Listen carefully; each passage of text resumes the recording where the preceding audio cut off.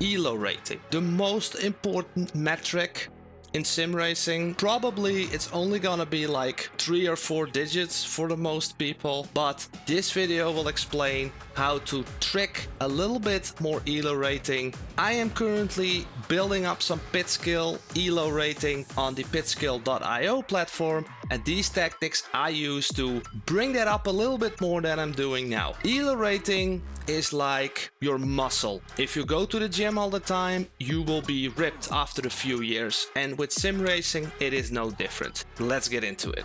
First, we need to get into all the positive sides of having a lot of elo. First of all, it's going to be that you can participate in every event. People will look at you like you have high elo, so you probably have a lot of pace. Somehow this is very important to us, at least for me is. Like, can I make videos if I have 700 elo? Maybe you could, but I really feel better if I have at least higher than 2k elo. Then the second positive is you gamifying your sim racing career, and that's what makes it stick. I mean, if you start racing and there's nothing to gain when you're hitting a podium or something, why even race to start out with? So you want to have some sort of reward system, and the elo, it's just a number, but it's so rewarding to gain a bunch of elo, right? Another thing, before I get into the tactics, I want to get into the elo rating, when to look at it. You can look at it every race, you know, it's very nice to look at your elo rating when you gained a bunch, but I'd rather have you look at elo rating every 3 months. So maybe you jumped like 100 or 200 elo after 3-4 months. That's gonna be way more satisfying than checking it every day. Like crypto, yeah, you don't go look at that every day, you will get depressed. And you can see that in my elo rating development as well. And you know what, a little bit of a side note, these drops were because I drove different cars a lot. So obviously there are some mistakes you can make, but I will also explain how to gain elo as fast as possible and lose it as fast as possible. First thing you need to do to lose a bunch of elo is speeding in the pit lane. The reason why that's the best tactic, because you're not hurting anybody else, let's say, because the second tactic of losing a bunch of elo is getting into collisions all the time.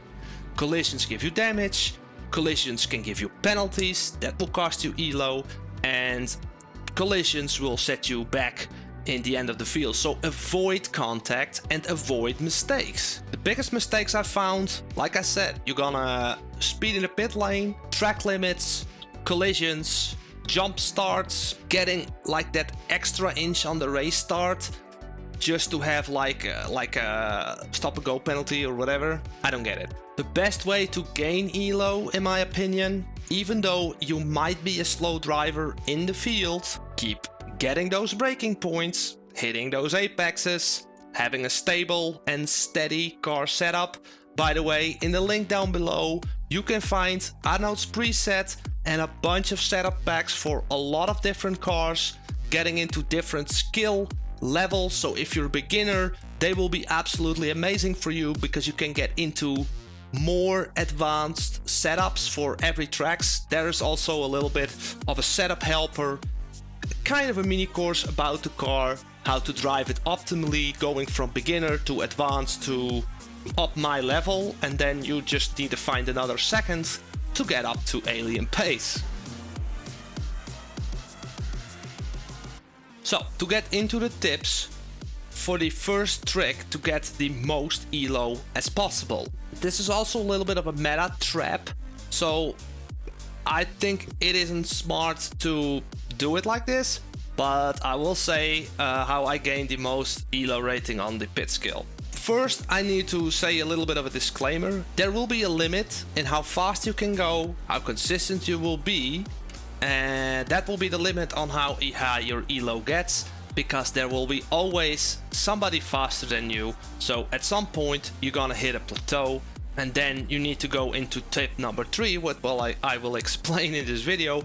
But first I will show you the first tip, how that goes, and I'm kind of using that tactic a little bit on the Pitskill as well. Your favorite car, stick to that car and go do the tracks you absolutely like.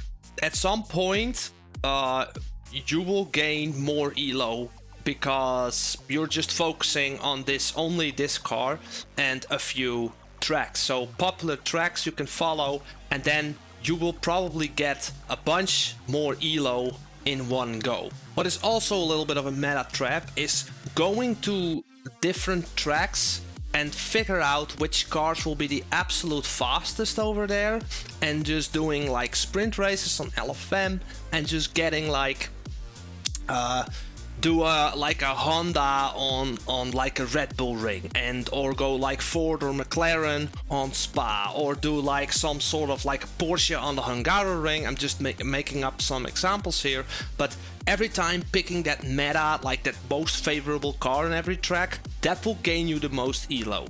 Yeah, that will not give you the overall best experience, I believe, but if you elo is your only concern, then that is what I would do. Now, the second tip is gonna be a little bit more constructive, but it's also kind of like a meta tactic, and you cannot always do it if you have very limited time. But what I would do is, let's say you have a race schedule of the Branch Hatch Sprint Series. Let's go to the schedule. So currently we have Branch Hatch, we're already Friday. If you only wanted to gain elo, you probably want to go to currently we have the Branch Hatch circuit this weekend. Let's say it's Friday now at the time of recording.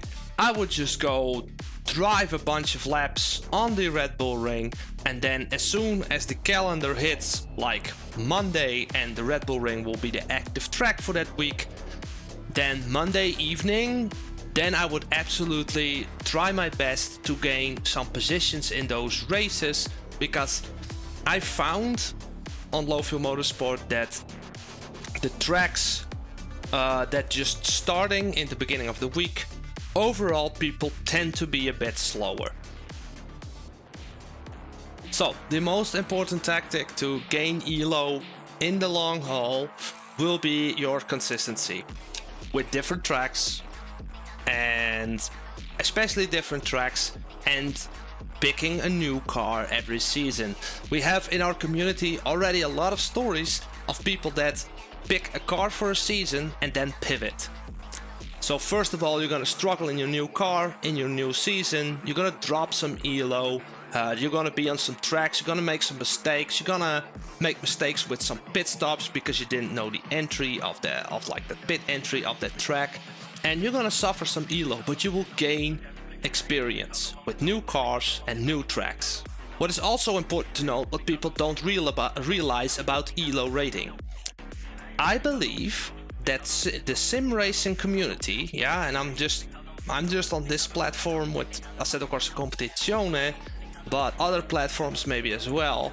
If you are committing to it and you stick to it, because I used to have an elo of like 1700, now I'm 2300, and the reason why I gained this elo rating is because when I started Low Fuel Motorsport, there were only 100,000 users. So in the last 2 years, they accumulated like 90,000 people. Now, a few of those maybe overtook me, maybe they were extremely talented, or they're just fast by nature, but you need to realize, same as going for the gym, you're gonna start, you're gonna be low. After a few years, you're gonna gain a lot, because people aren't just like you, have so much more experience. And this is the reason why tip number 3 is probably something you really want to go for, because there are gonna be all these new racers and you're gonna gain elo over them very easily. And again, I would just look at elo from the big perspective, and if you lose some, then that's not bad, and if you gain a lot, that's also great. Enjoy that success. But the biggest downside of getting like massive elo with like meta tactics and picking the best car for every track, or only picking the track you like, or only getting into like you only like your favorite tracks, or you can only win in the rain, or some whatever tactic you want to go for, whenever you get into the races, in new races, new cars, whatever, you're gonna lose that elo anyway. So it's better to find elo and earn it in a proper way. If you find this video useful and you gained a bunch of elo and these tips were helping you,